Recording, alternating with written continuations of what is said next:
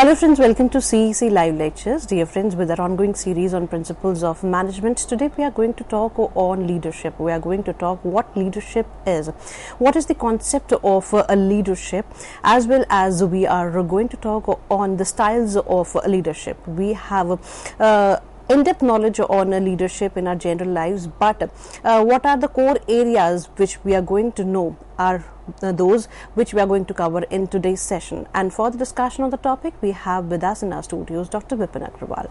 Dr. Vipin Agrawal is a principal in Sri Aurobindo College, University of Delhi. He is a prolific professor, and through him we always get in-depth knowledge. Dear friends, we would like you to be with us and watch our today's lecture, because we believe that through this session you are going to understand the crucial and the important points pertaining to leadership. Now, I would like to welcome our guest, Dr. Vipin Agrawal, once again, and would request him to explain us what leadership is. Thank you, Kritika. So friends, today we will discuss about the leadership. To start with, we will talk about the concept of leadership, the qualities of a leader, the importance of the leadership, and these things, variables, we will discuss to start with. A leader is the one who leads. What it means is who can take people along with him or her. So there is a desired goal, there is a desired objective, and for achieving that desired goal or objective, there are efforts which are required. So a person cannot do all the work himself or herself. So what is required is a collective workship, leadership is required, where people can derive the behavior of others, people can take the energy of others, channelize the energy of others in a particular direction. For this, we need a leader, we need leadership. So what does the leadership means is that leadership is the ability of influencing the behavior of people and directing towards the achievement of certain goals. So what you find here is there are two things are important: influencing the behavior of the people and achievement of certain goals. Whenever we are talking of any group activity, there is a particular objective, there is a particular goal which we want to achieve. For achieving that goal, certain direction is required, and certain behavioral aspects, certain aspects are required, so that this certain process is required, so that this goal is being achieved. And in order to achieve this goal, the energy or the efforts of different individuals are required. So it is the job of a leader to direct and to influence the behavior of the different individuals who are to achieve this objective or the goals. So we say it is the art of influencing and inspiring the behavior of others in accordance with the requirement. So organization needs strong leadership and management to achieve maximum possible effectiveness out of the available human and other resources. So whatever the limited human and the economic resources you have, so what you want is, it is the leader's job to make maximum use of these human resources, and so that the goals can be achieved in most effective manner with the minimum of the cost. So let's talk leadership with a Hindi movie, with the example of a Hindi movie, Chak De India. See what happens in the Chak De India movie, that basically the coach of a team, here the Salman Khan has played the role of a coach, and he wants to achieve a goal which was being thought by different players as unachievable, as impossible job, right? He want to achieve a goal that the Indian team must win the World Cup Women's Hockey Tournament, and for this he inspires the team in a manner. And with this example, with this movie, we'll take what are the different qualities which are required for a leaders.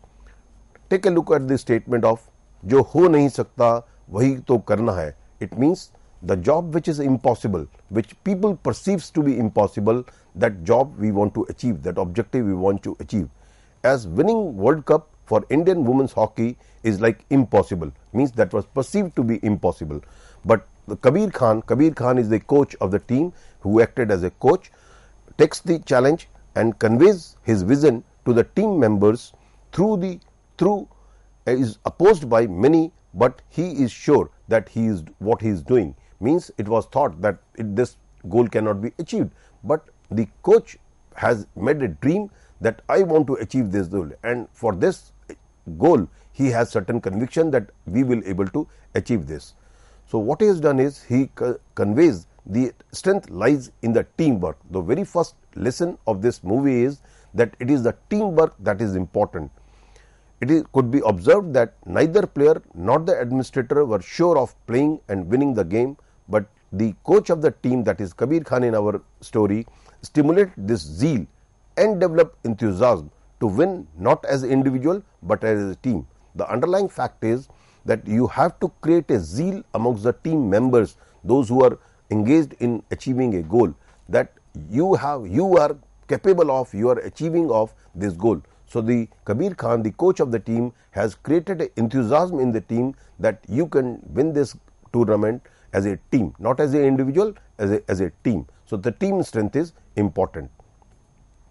Great amount of attention has been paid to the players, the diversity in culture, their language and team dynamics, as it is very compulsory, because first the diversity should be converted into single identity. Means what was there in the team was that team was divided as per the states. There were 2-3 players from one state, 2 players from other states, and there was some type of division amongst the players state wise. What was the required was that you team must play as a team, not as a individual.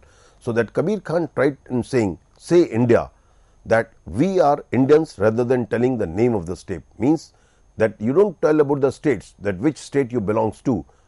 Somebody was from Manipur, somebody from Assam, somebody from North India, somebody from South India.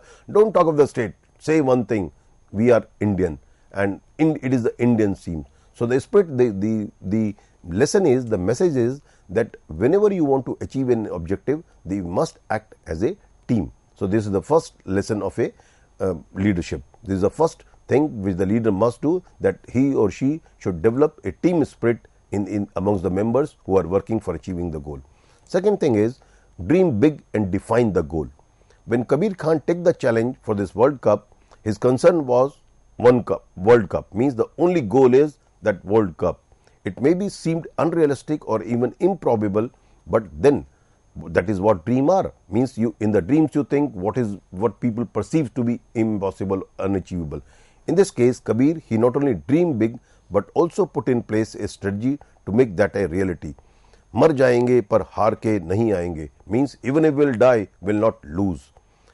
So then he motivate the team members in a situation of crisis. So whenever there is a moment of crisis, he must motivate the team members that this is a crunch time, and in this crunch time you must do your best. Like what he motivated his players was that play was 70 minutes. These 70 minutes are not going to come back again. So do your best in these 70 minutes, because the time of the game was for 70 minutes. So he motivated his players in a manner that do your best in these 70 minutes. These 70 minutes will never come back again. So thus the leadership is about building a team, making the team believe that they can achieve the goal, putting confidence in the people, identifying their competencies and utilizing at the right time. Means each individual, somebody is a goalkeeper, somebody is a center forward, somebody was playing it backward. So you identify which player is suitable for which place. You identify their competencies and utilize it at the right time. And very important for achieving the goal is maintaining the cool in a situation of crisis. So this is the job of a leader. So with this help of this movie, we are trying to understand that what leadership is all about. So these are the traits, these are the qualities which a leader required, and this is the job of a leader. That is, again I am repeating, create a team spirit, believe that you can achieve within them. For that you have to motivate your people, putting confidence in people so that their morale is high, identifying their competencies and utilizing it right time, because each one of us, each individual has certain qualities and certain competencies. The only job of the leader is to identify the competencies of the person and make use of this in the most optimal manner. And in a situation of crisis, the leader should not disturb himself or herself or the people who are working with him. Take a cool and decision, and so that the goal can be achieved. So this is about with the help of the movie, we have tried to identify the qualities of leader. Now let's talk of the qualities of leader in a theoretical manner also. So the first thing is, appreciative. A wise leader values their team and the person. Success is only achieved with the help of others. What is more, genuine appreciation provides encouragement, develops confidence and builds strength. What it means is that whenever people who are working with you, they do something good or bad. In that situation, if he does something bad, you tell them what is the right way of doing them.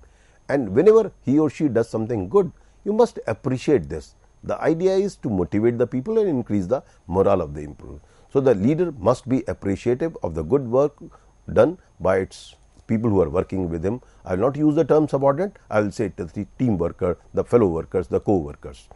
And the other thing is the leader himself must have confidence. Trust and confidence in leadership is a reliable indicator of employees' satisfaction.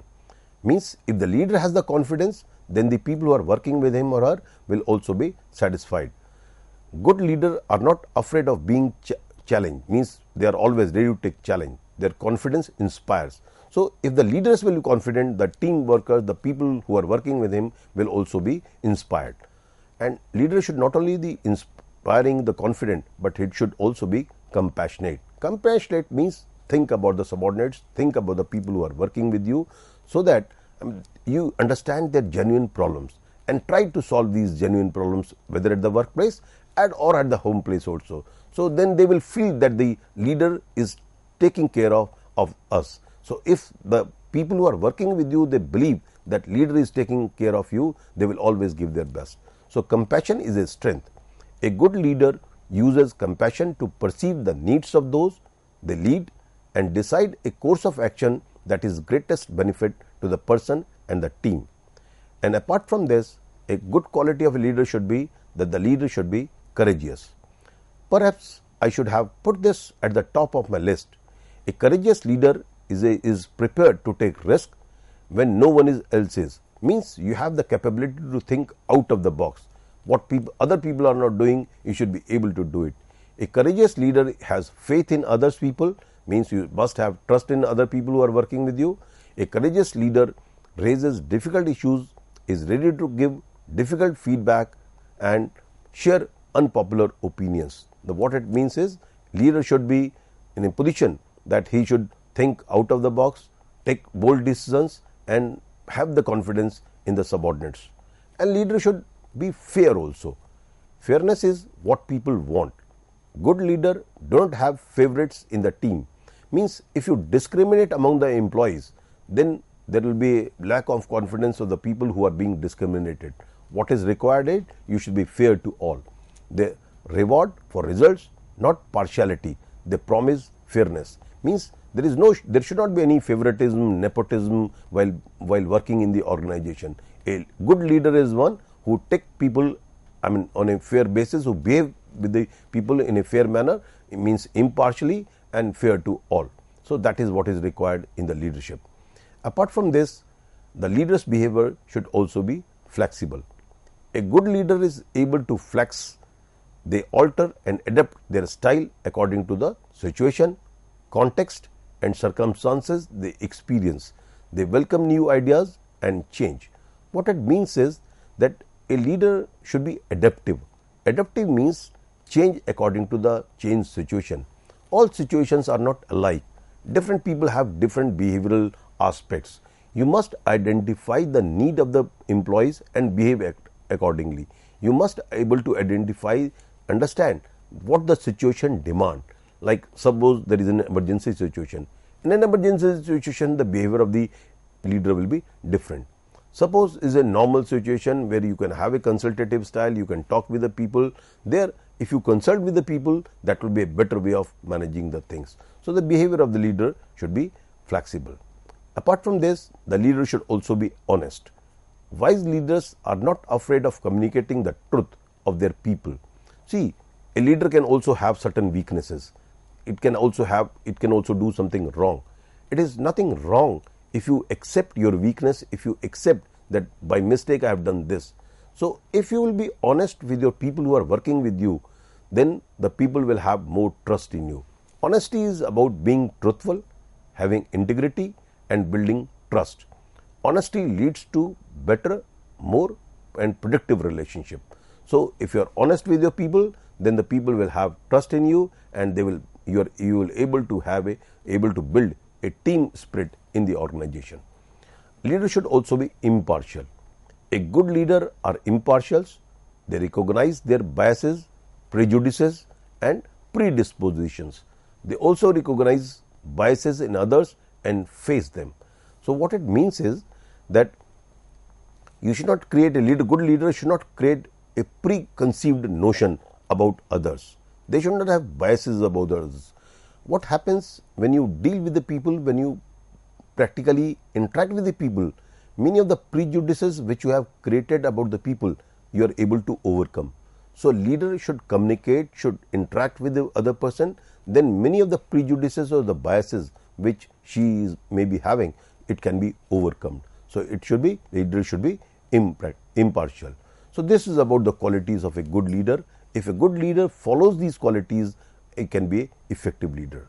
So after talking of the qualities of the leadership, let's discuss in brief what is the importance of leadership. When I use the word importance of leadership in an organization, what it means is why leadership is required.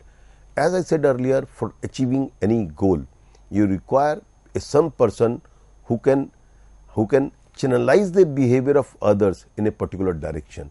So a leader is one who provides direction, who influences the behavior of others for achieving goals, so that there is no goal incongruence, remains a goal congruence. Means efforts of the different individuals goes in a particular direction. So leadership is required at all levels. Leadership is a function which is important at all levels of management. All levels means it is not that leadership is required at the top level, even at the middle level, the top level, middle level, lower level, at what level it is required. In the top level, it is important for getting cooperation in formulation of plans and policies. See, when like say board of directors, when board is making policies, board is making strategic decision making. For making the strategic decision, you require the cooperation of the middle management and the lower management. So he should be in a position that it provides leadership to the people, so that the people who are working at the middle level and the lower level can also cooperate and are helping in making the right strategies and right policies. In the middle level and the lower level also, it is required for interpretation and execution of plans and programs framed by the top management. So unless some leader, like say for example in an typical organizational structure, the CEO is the top leader, the board of directors are the top leaders, and the marketing manager, the finance manager, these are the working at the middle level managers. So these people who are working at the middle level managers and the lower level managers, they will execute the plans framed by the top management only when they will give leadership to the people who are working with them. So the leadership is required at all levels, irrespective of the levels at which you are operating, you have to provide the leadership. So other important requirement of the leadership is that influencing the behavior of the people, which I also referred earlier. A manager influences the subordinates and it is the ability of the leader to influence the behavior of the subordinates. He brings them under his control in such a way that they put their best efforts to achieve the goals of the organization. A good leader always get good results through their followers. Means how you will get the good results? If you provide the good leadership.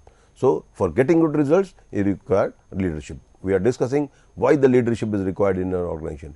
Leadership is required to get good results. It helps in building informal relations in the organization.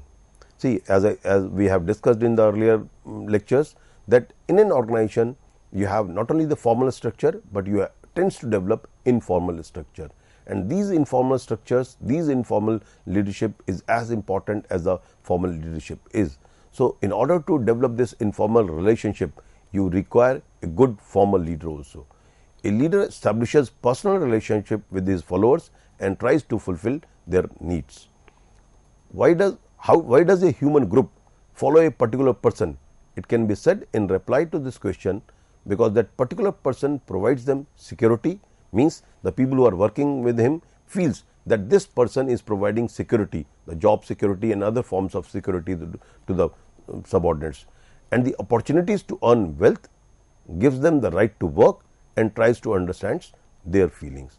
So, what is required is a good in the organization. You, apart from the formal leadership, you tend to provide, a good leader should provide informal relationship also, so that the ultimate goal is to achieve the organization goals. So, in this way you will able to achieve the organization goal in more effective manner. That is why people follow him. A person who takes care of the above mentioned needs of the employee, they willingly accept him. Consequently, they work with the complete dedication and enthusiasm. Other important requirement of the leadership in the organization is it helps in introducing the required changes. See, we discussed earlier also that change is always being resisted, and how you influence the behavior of the others so that these changes is being accepted by people, because these days the environment is changing very fast, and in a rapidly changing environment where technology is changing, where the structures are changing, I mean the technology, the R&D is fast. So, in this changing environment, the change is required on a day-to-day basis, and it is the leader who influence the behavior of the people, the subordinates, so-called subordinates, so that they can change according to the changed environment. These days, the business environment is changing rapidly. In order to face the changing environment, many changes have got to be introduced in the organization. Since the people already happen to be under the influence of the leader, he already makes them agree to implement these changes. Means he see to it that the people who are working with him, they accept these changes. In this way, possible opposition to the changes is eliminated, because it is the human nature that people resist change, and it is the job of the leader to overcome this resistance. So, with the strength of the leadership ability, these changes can be implemented in the organization easily. A leader is also required for resolving conflicts. A leader can solve every type of conflict, employees versus employees, employees versus employer, means there can be different types of conflicts that can take place in the organization. So, a leader can effectively, under the weight of his influence, can resolve these conflicts. A leader always follows his followers the freedom to express their views. Means, the communication should not be one way. A good leader is one, and in the organization what is required is that you need that whenever there is a situation of conflict, the subordinates or the people who are working with you, they should also come out with their views, and by listening their problems, you are able to resolve the conflicts. That is the reason that he is easily understands the reality of the conflict. In this way, by understanding the nature of the conflict, he tries to provide timely solutions and he minimizes the possibility of adverse reports. So, this is about the qualities of a good leader, and not only the qualities of a good leader, but why leadership is required in an organization. As we have seen that for achieving the ultimate goal of any organization is achieving the overall goal of the organization, increasing the shareholders' wealth. For increasing the shareholders' wealth, whatever your objective is, that must be achieved optimally, and it is the leader who helps in achieving these optimal goals, in achieving the goals in a most effective manner. With this note, thank you, sir. Thank you so much for giving us this productive session. Friends, you are requested to be with us as we are going to understand more about leadership. We are going to talk on leadership styles in our next session. So be with us. Thank you.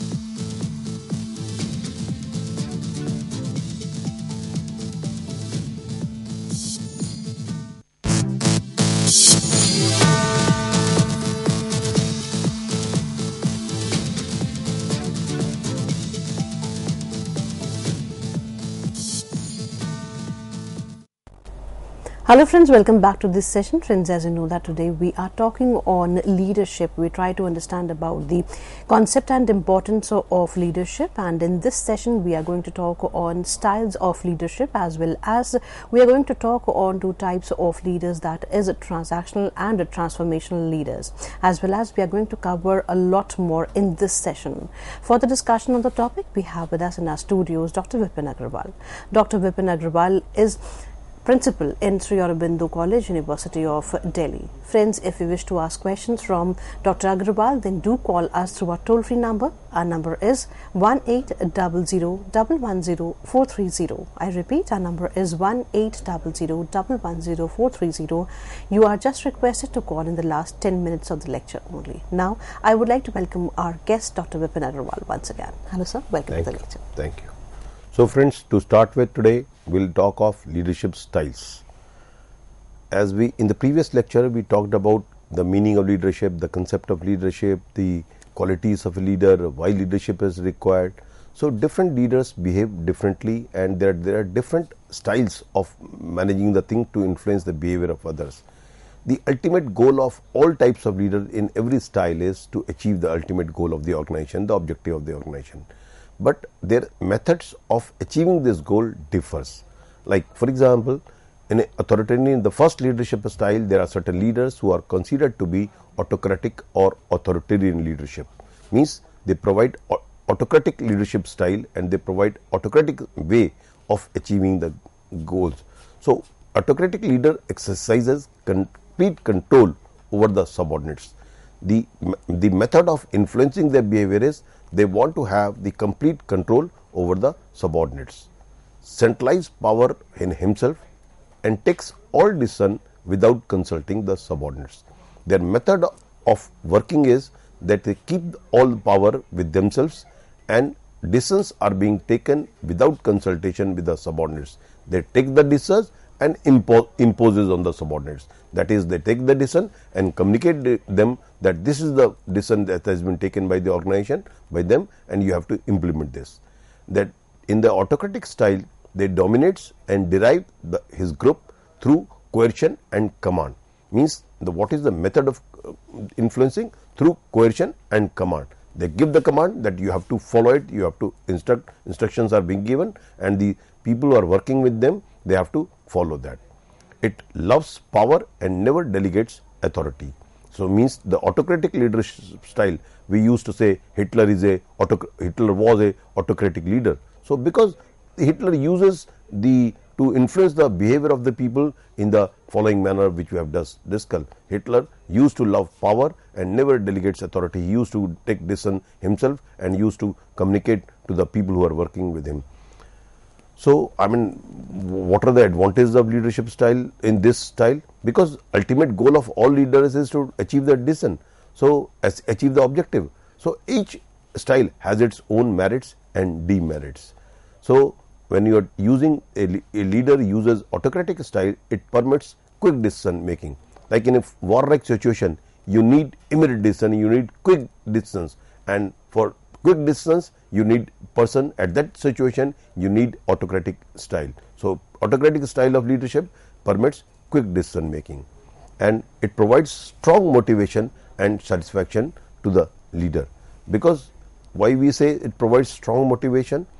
The leader influences the behavior of the subordinates through coercion or command, through monetary rewards and the punishment, because subordinates knows it, and if they work good, if they work better, they will be motivated by financial rewards or other rewards, by promotion or other ways.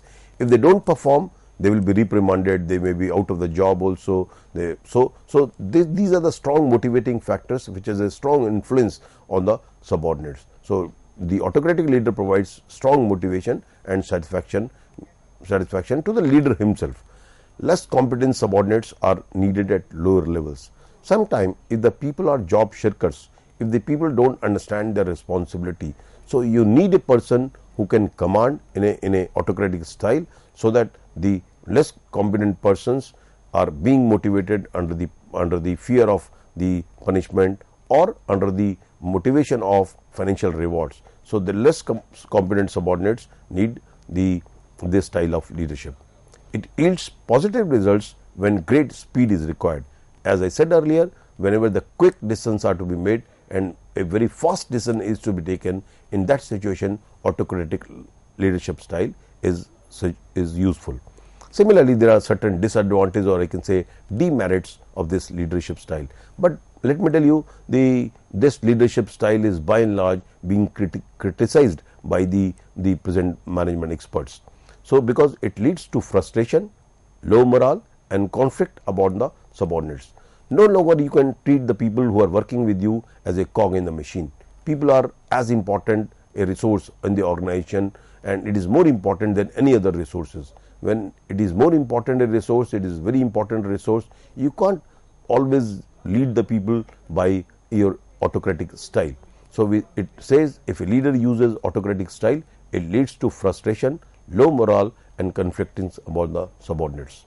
Sometimes subordinates tend to shrink responsibility and initiative. Means because they say whatever is will be told to us, we will do only that part of the job.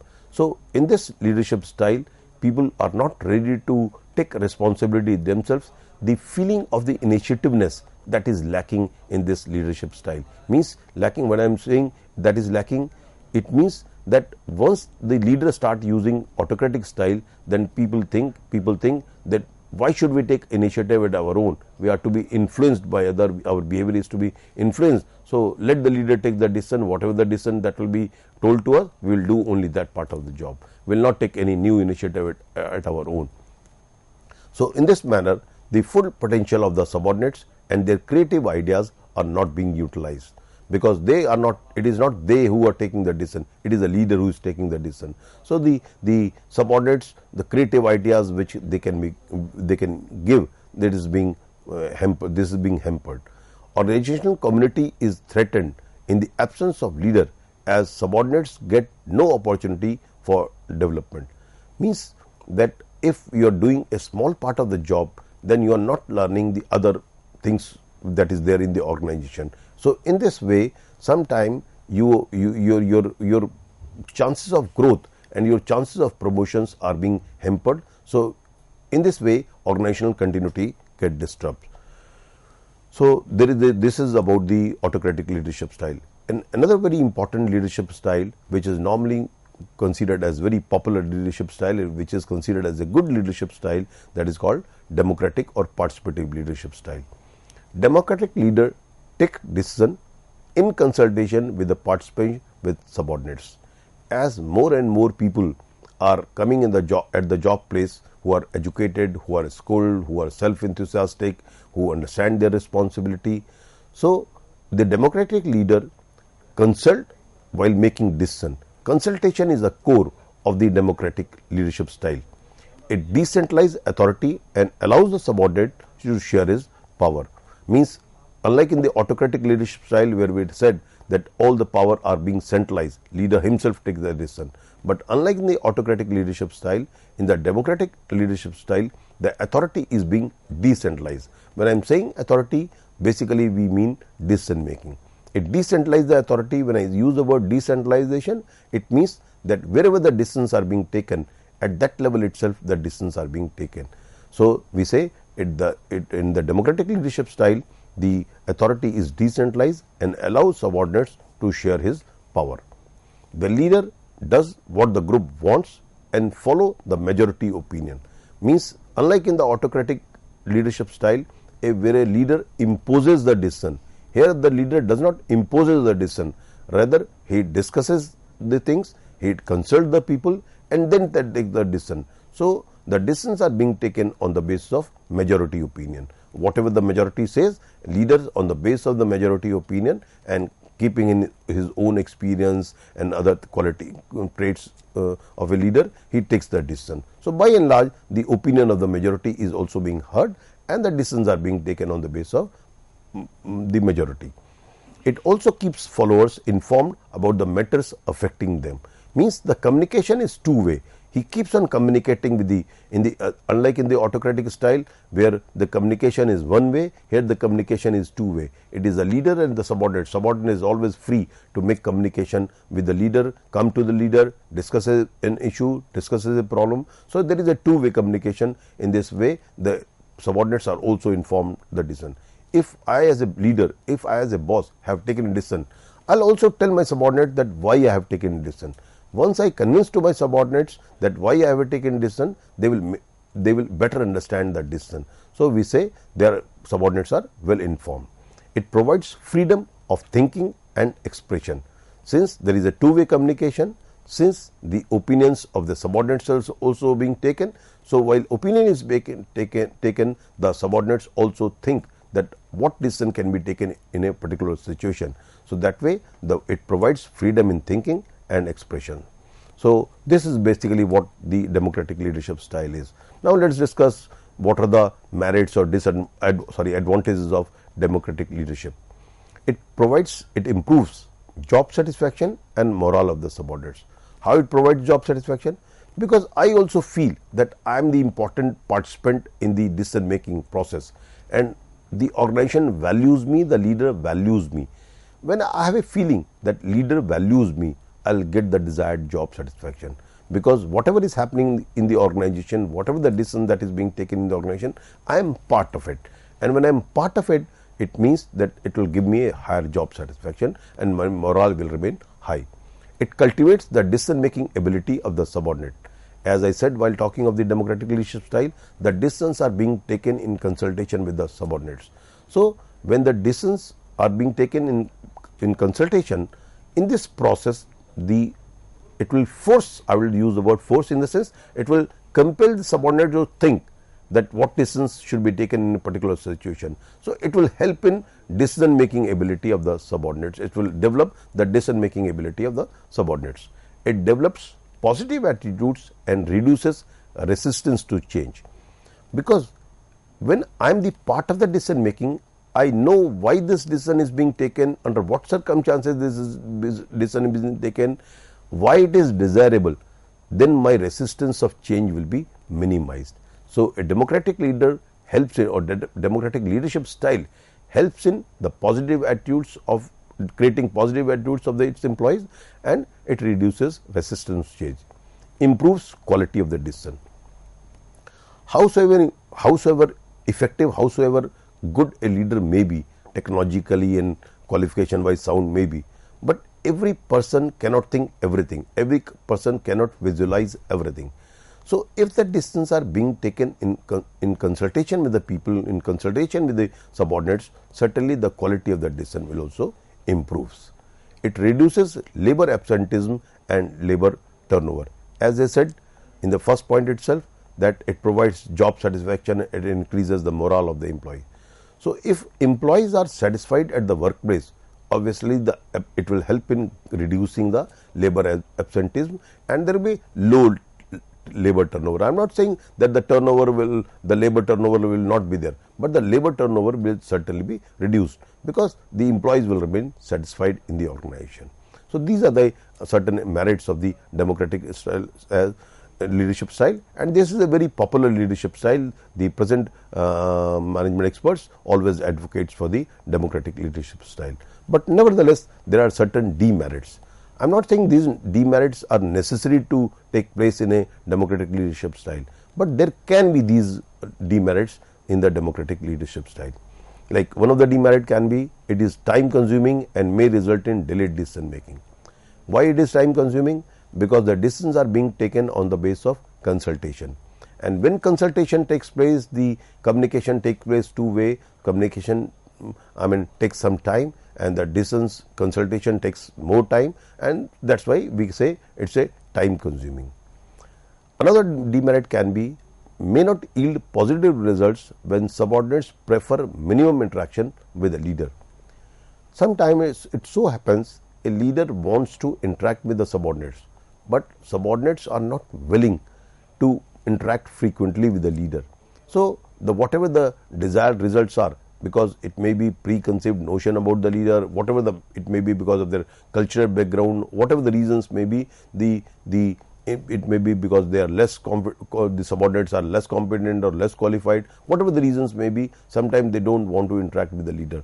So if the leader they are not interacting with the leader, so the very purpose of the democratic leadership style will get defeated and not able to get the desired results. Over a period of time, subordinates may develop a habit of expecting to be consultation. Sometime in certain situation, leader want to take decision himself, or the situation is an emergency situation, leader want to take the decision. So I mean, if at that situation a leader does not consult with the subordinate, it will be resisted, because they feel that our right is being denied by the leader. So this can be one of the leaders. This can be one of the demerits. Consultation may be interpreted as a sign of incompetencies on the part of the leader to deal with the problem. Sometimes subordinates have the feeling that a leader is taking the decision on the basis of the consultation, and he or she doesn't know what is right or wrong in this situation. So it is a perceived thing about the leader. So it means it is considered, sometimes they feel that the leader is a weak leader or is not able to take that decision. Another limitations may be used as a means of passing the buck to the others and of abdicating responsibility. Sometimes a weak leader, I mean, instead of, because whatever the decision leader takes, it comes on the head of a leader. So sometimes to buck pass the responsibility, a leader uses style, and then in case of a failure, he can say that the decision was being taken in consultation with the subordinates, or it is these people who are responsible for it. So this can be also the disadvantage or demerits of this democratic leadership style. Another important leadership style is called free rein or laissez-faire leadership style. Basically the laissez-faire means let the people do what they want to do. In this leadership style, it involves complete delegation of authority so that subordinates themselves take the decision. For example, in the research and development laboratories, in the organizations where the highly educated, highly skilled people are working, in that situation a leader I'm using the word leader may use the laissez-faire leadership style, because in this leadership style a broad goal is being defined to the people who are working in the organization, and it is the people who takes the independent decision. So in the free rein leaders, it avoids power and relinquishes the leadership position. Means, as I said, the only goal is being defined and the people themselves take the decision. People see to it how this goal is being achieved. So the leader doesn't imposes any power or anything on the subordinates, so he relinquishes the leadership position. It serves only as a contact to bring the information and resources needed by the subordinates. What it implies is that, I mean, the leader acts as a coordinator only, and he is I would say the link between the top management and the people who are working in the organization. So this style is also useful in certain situations, and there are certain merits of this style. It provides positive effect on job satisfaction and morale of the subordinates. As the subordinates have full freedom to take the decision, they like, say for example, timing. There can be a flexible timing. You can use any time where you want to work. Even you want to work at from home, I mean, you are allowed to do it. The only thing is the goal is defined and you have to achieve that goal. So in this way you can adjust your work according to your own choice. So you have more freedom, you have more job satisfaction, and thereby the morale of the subordinates improves. It gives maximum possible scope for development of the subordinates, because all decisions are being taken by the subordinate themselves, all decisions are being taken by the employees who are working. So you are complete master of your work. When you are complete master of your work, you have to make your own decisions. That's why it gives possible scope of development of the employees, and it helps in full utilization of the potential of the subordinates. So this is basically, these are the merits of the laissez-faire leadership style. But nevertheless, even this leadership style has certain weaknesses or demerits, I will say. Sometimes subordinates do not get the guidance and support of the leader, because, as I said, this style is useful or this style is successful when the subordinates are basically very competent people. They understand their responsibilities, they understand their work very clearly, the goal is well defined, but sometimes the subordinates also need guidance of a leader. So this style helps, I would say, lacks the guidance of the leader. It ignores leader's contribution.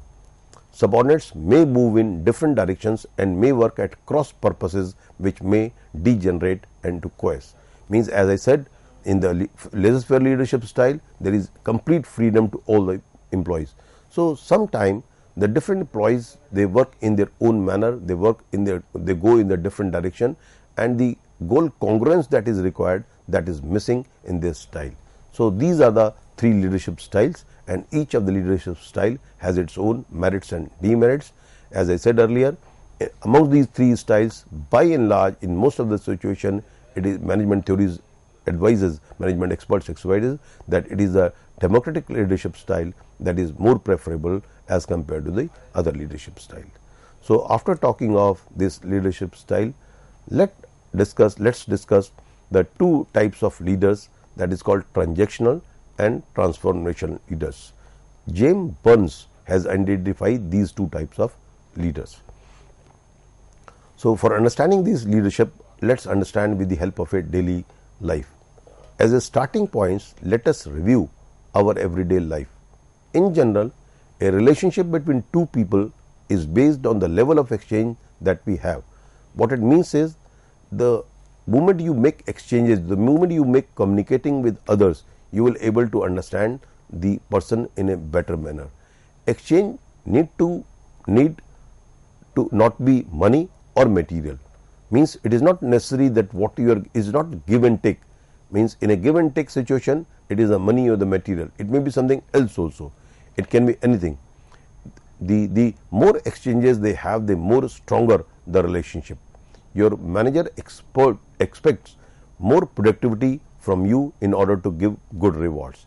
Means in this transactional leadership style, a manager also always expect that you should give more and more to the organization if you want to get more rewards. So what is exchange is, manager expects work, more and more work, and the subordinate expect more and more reward. So it is the exchange that is taking place, and in the transactional leadership style, it is because of this exchange, because the bottom line of the style, the work productivity is the exchange that is taking place between the two people, the leader and the subordinate.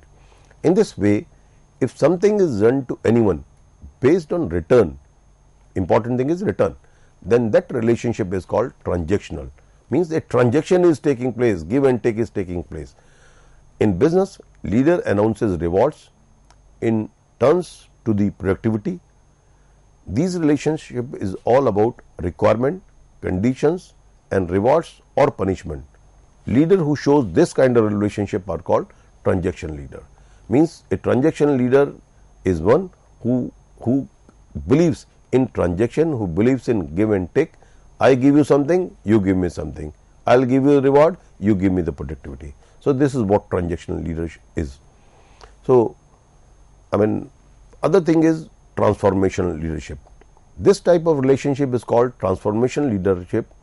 They do exist in the world with these behaviors. Means, like say, there are many dharma gurus, or I can take the example of Mahatma Gandhi. Mahatma Gandhi was a transformational leader. He gives to the society not in expectation of something, but he gives to the society out of his zeal, out of his doing something for the society. So transformational leader works towards a common goal with followers, put followers in front. Means the important is the followers, not himself, but the followers in front, and develop them. Take followers to the next level, means taking them to the higher level. Inspires followers to transact their old self-interest in achieving superior results. So now let's again talk of the transactional leadership. So transactional leadership style are more concerned with maintaining the normal flow of operation. Transactional leadership can be described as keeping the ship afloat. Means let the work is important, let the work goes on. Transactional leader uses disciplinary power and an array of incentives to motivate employees to perform at all levels. The term transactional refers to the fact that this type of leaders essentially motivate subordinate by exchanging rewards for performance. A transaction leader generally does not look ahead, strategically guiding an organization to a position of market leaders. Instead, these managers are often concerned with making sure everything follows smoothly today. So friends, in this lecture, we have discussed about the different leadership style. We have talked about 3 leadership style, that is the autocratic leadership style, the democratic leadership style, or the participative leadership style, and the laissez-faire leadership style. After talking of this leadership style, we start talking of the 2 leadership methods, or say 2 types of leader, which was being given by James Byrne, that is transactional and transformational. We will continue with this transactional and transformational leadership in the next lecture also, and then we will also talk of the leadership theories. With this note, thank you. So thank you so much for giving us this session on leadership. Dear friends, if you wish to give your feedback for this particular lecture, then do write to us at info.cec@nic.in. Thank you for watching us, and yes, keep watching us through our other sessions too. We are taking your leave with the promise that we are going to meet soon. Till then, take care. Goodbye. Thank you, sir. Thank you once again. Thank you.